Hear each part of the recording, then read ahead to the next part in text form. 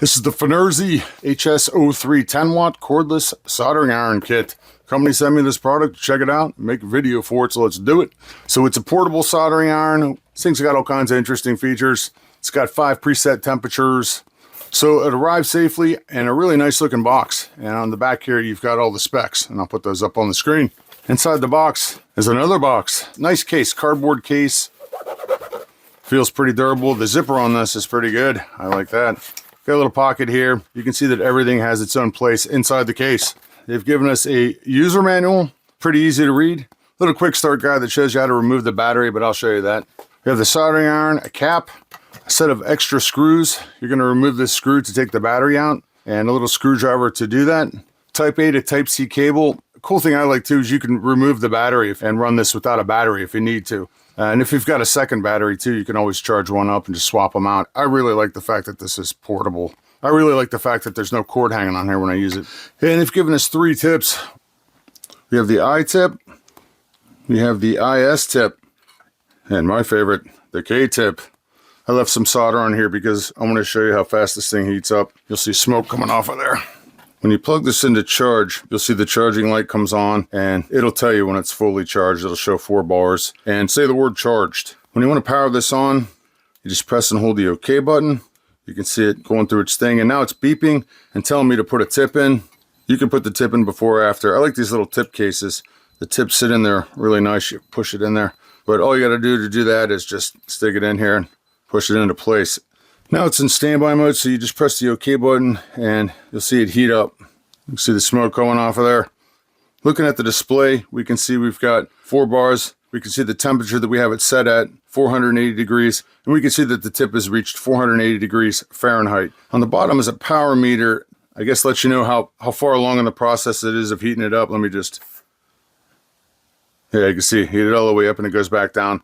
This is kind of cool. On the left, there's 5 different settings you can set it to, presets. So you've got 1, 480, 570, 660, 750, and 840.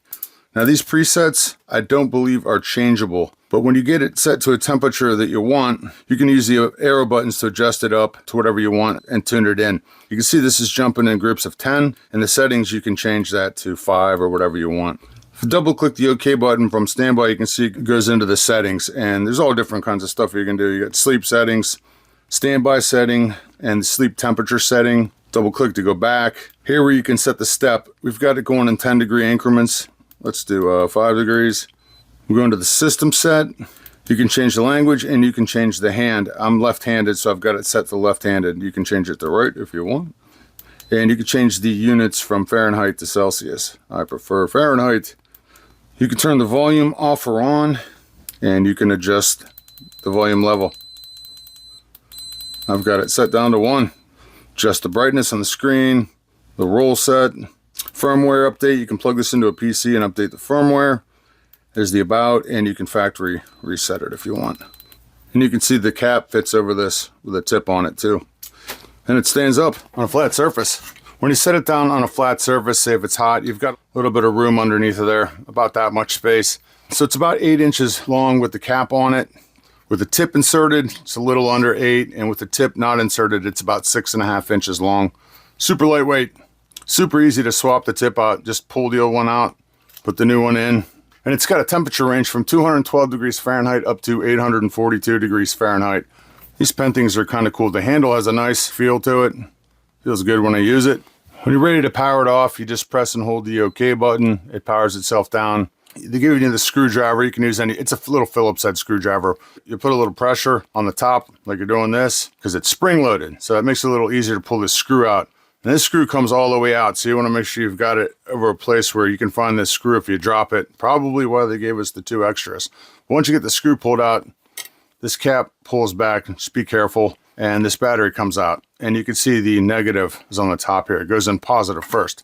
This is a 3.7 volt 18650 battery. So if you wanted to buy a replacement or another battery, charge it up while you're using this, you're good to go.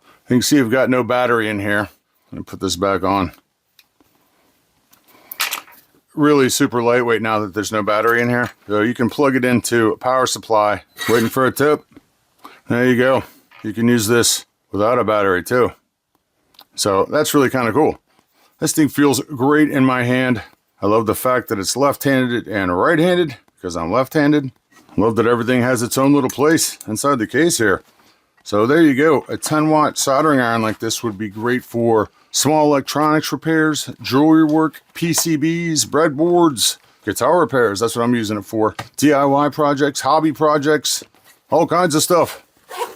Very nice.